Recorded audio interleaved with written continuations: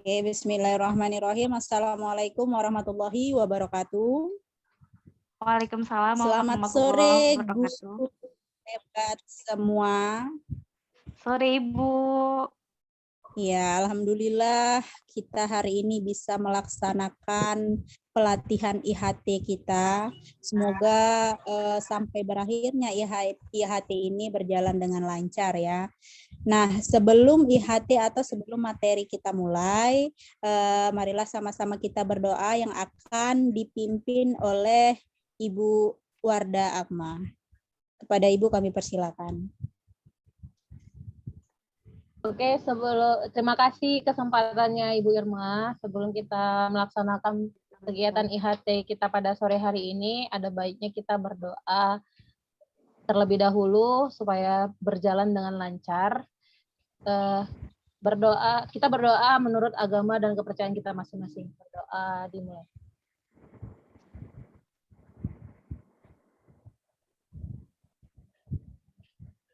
Doa selesai. Saya serahkan kembali kepada Ibu Moderator. Oke, Ibu Warda.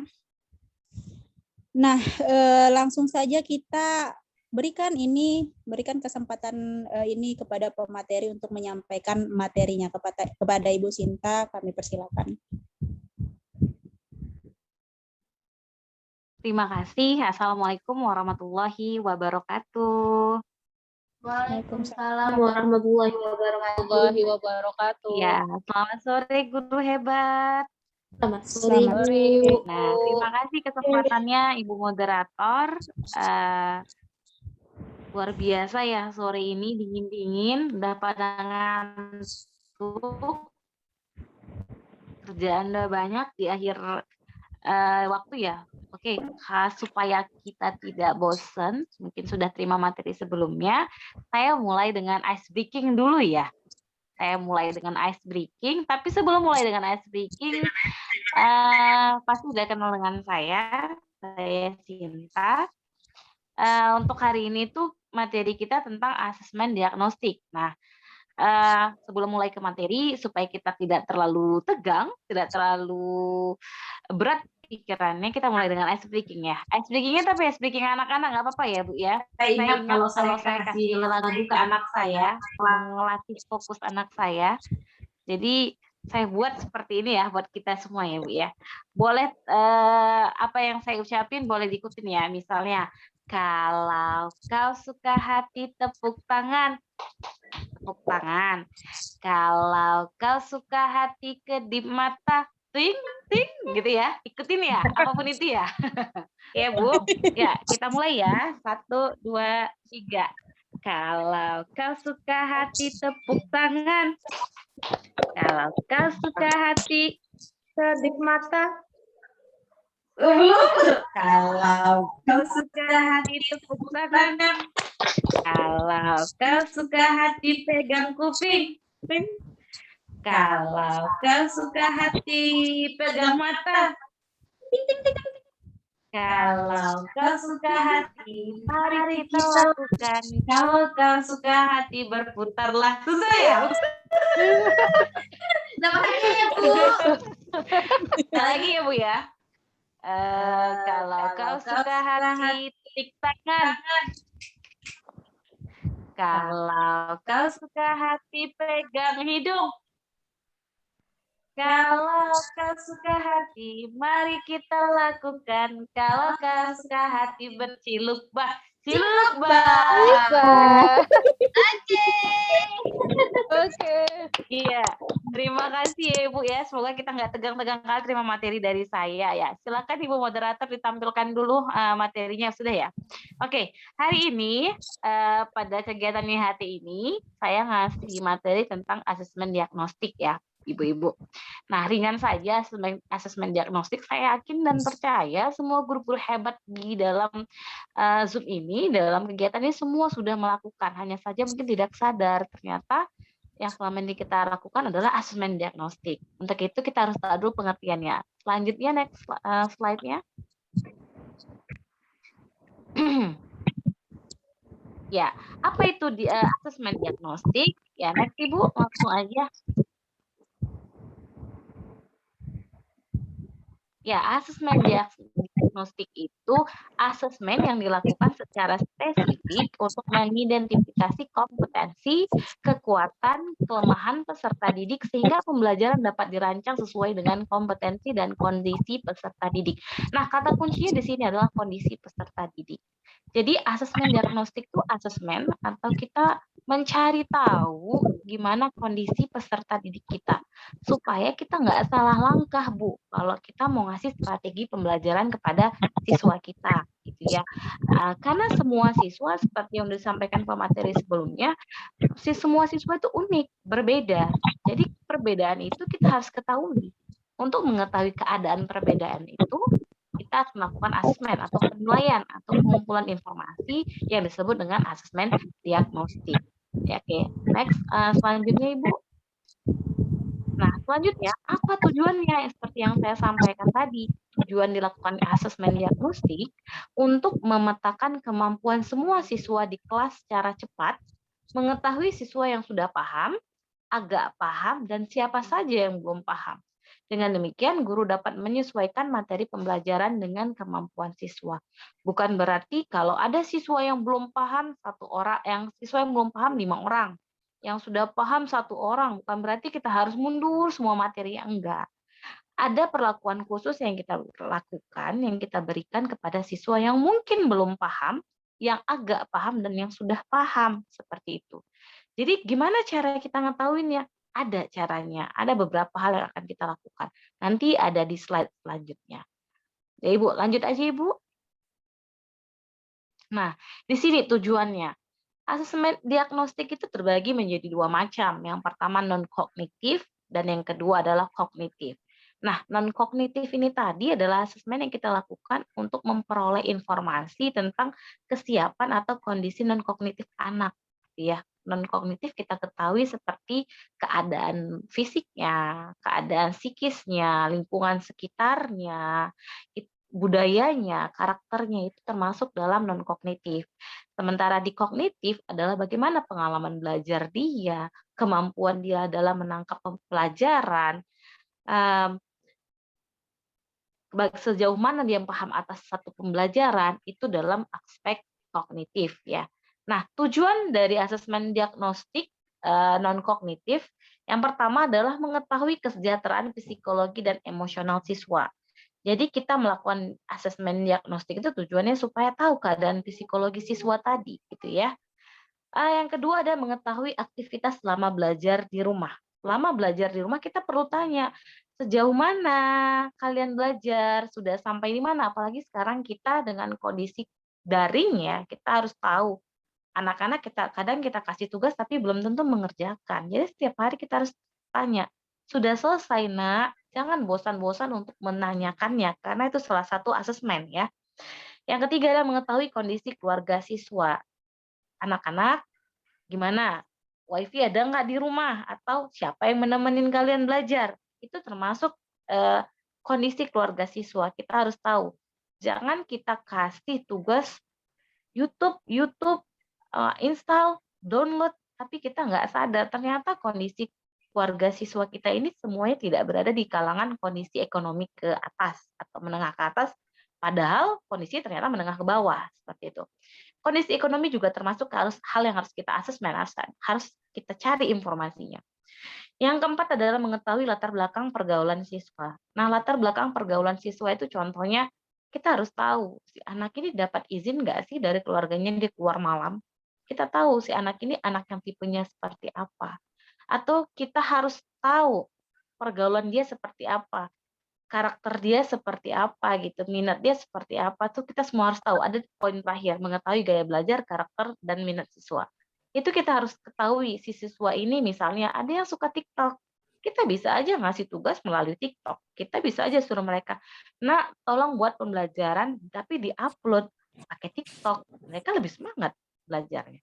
Nah, ada yang selanjutnya namanya asesmen diagnostik kognitif. Tujuannya mengidentifikasi capaian kompetensi siswa. Kita harus identifikasi dulu capaian kompetensi siswa, baru kita bisa memberikan perlakuan kepada siswa. Apa yang kompetensi yang harus mereka capai.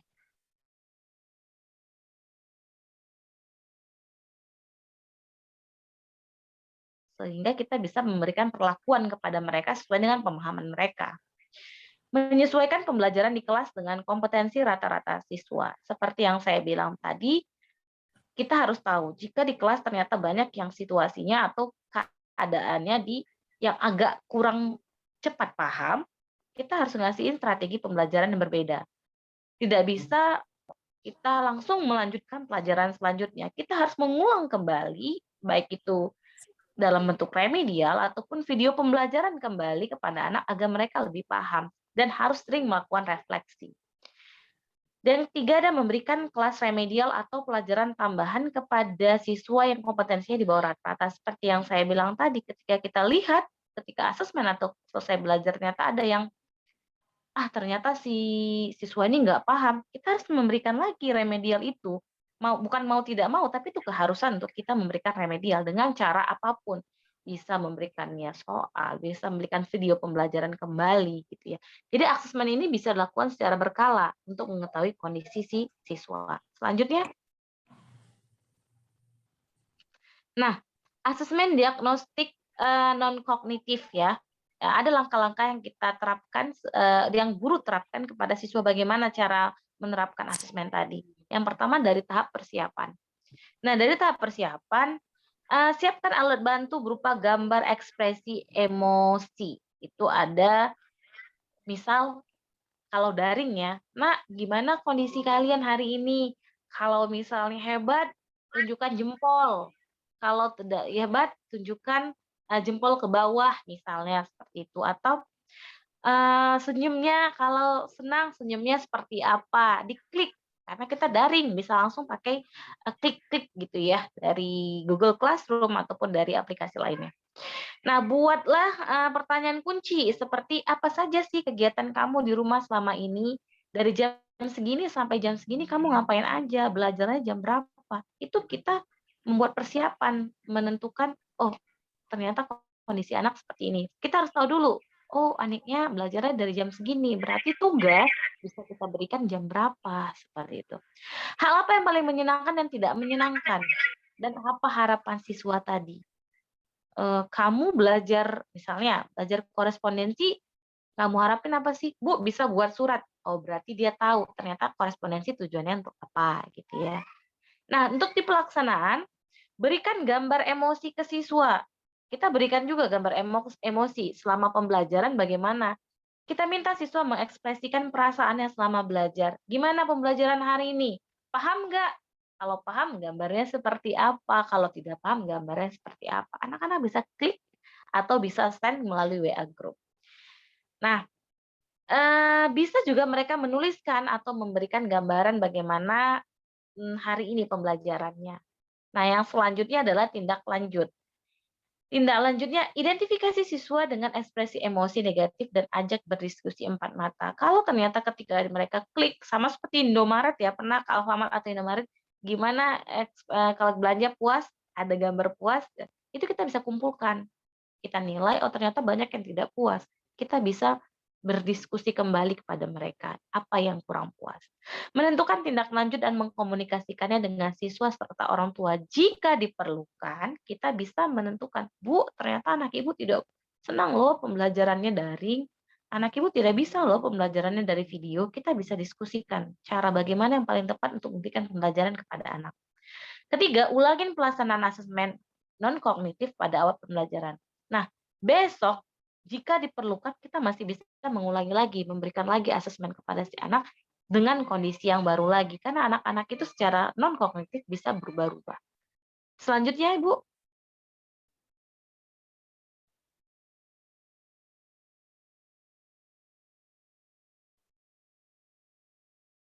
Ya, selanjutnya ada asesmen diagnostik yang kognitif ya. Langkah-langkah yang harus kita lakukan sebagai guru adalah persiapan lagi. Apa yang harus kita siapkan?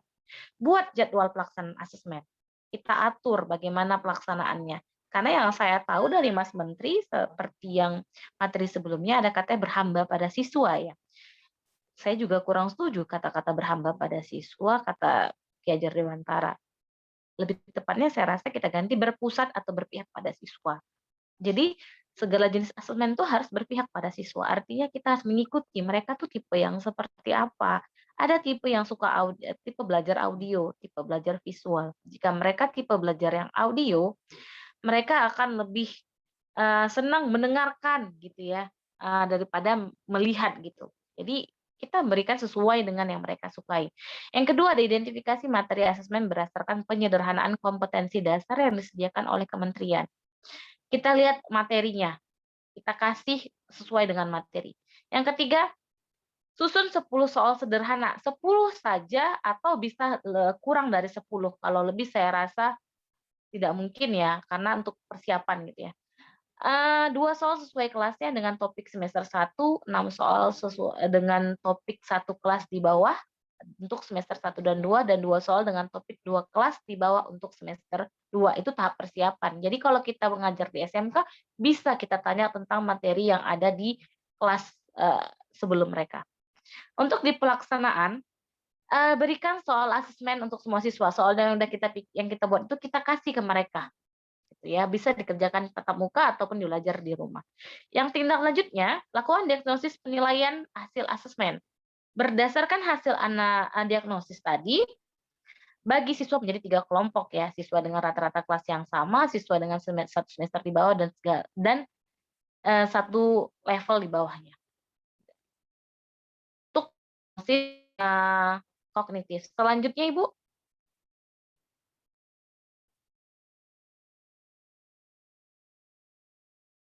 Slide selanjutnya Ibu boleh? Oke, sebentar ya, Ibu. Ya, nggak apa-apa, saya lanjutkan aja. Nah, slide selanjutnya adalah pertanyaan saya kepada Bapak Ibu. Nah, sudahkah Bapak Ibu menerapkan asesmen diagnosis kognitif maupun non-kognitif kepada siswa? Kalau sudah, saya mau tanya kira-kira gimana caranya. Ya, ada nggak Bapak Ibu? Ya, silakan Ibu. Siapa itu? Iya. Iya. Terima kasih kesempatannya. Ya, seperti yang Ibu sampaikan tadi di awal, tanpa kita sadari ya Ibu, kita sudah menerapkan asesmen diagnostik tadi itu di non-kognitif maupun di kognitif. Yang pertama, itu sebelum pertama kali kita melihat siswa itu sudah kita nilai bagaimana gaya berpakaiannya. Ya, pertama dari fisik nih ya, kalau kita jumpa langsung kita lihat gaya berpakaiannya, gaya berbicaranya, itu kita pasti sudah bisa menilai. Nah, yang kedua langsung kita minta data diri. Nah, di sini kan asesmen ya Ibu ya. Langsung kita minta data dirinya. Kalau misalnya di sini saya suka melakukan bukan penelitian sih, saya ngecek begitu ya. Saya cek nih, dia anak keberapa? Kalau dia anak terakhir atau dia anak satu-satunya, terus saya cocokkan dengan aslinya, kita ajak berbicara dia. Oh ternyata manja. Oh cocok sejalan dengan ini, memang anak seperti ini. Keras kepala karena sudah saya temuin di sekolah saya ada seperti itu. Dia dengan teman tuh acuh-acuh, peduli nggak peduli gitu Bu, egois. Ya aku ada teman, nggak ada teman, ya terserah gitu. Kenapa? Ya memang saya cek uang sekolahnya aman, jajan dia banyak, dia ngerasa diri dia itu mampu. Padahal kalau dalam sosialnya tuh tidak ada, 0 sama dia. Kenapa saya bilang 0? Ya tidak ada yang mau berteman sama dia dengan sikapnya seperti itu. Nah, kalau untuk bagian kognitifnya juga seperti itu Bu. Kita lihat capaiannya. Sudah kan bisa kita lihat nih ya, kita pantau dari 40 atau 36 siswa yang ada di dalam kelas tersebut. Oh, ini kelihatannya belum mampu. Nah, tanpa kita sadari ya, dan memang udah tuh spontan aja, pasti kalau ada pertanyaan, yang siapa sih yang kita suruh jawab, pasti dia. Pasti, contoh si Ani. Oke, Ani, gimana? Menurut kamu bagaimana ini? Kelihatan tuh, pasti memang dia nggak tahu. Jadi kalau terus berulang-ulang kita tanyakan kepada siswa yang kurang paham, insya Allah dia akan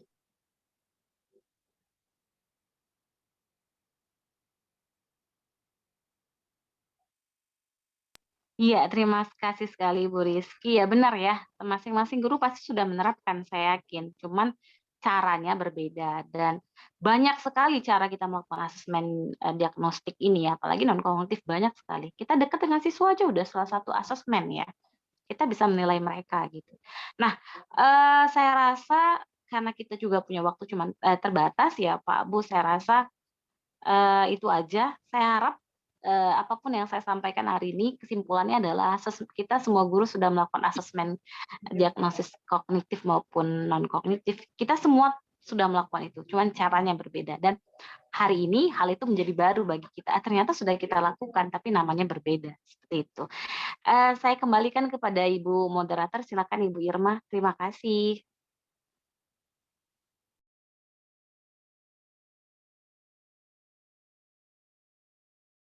Mohon maaf Bu Irma, masih di-unmute.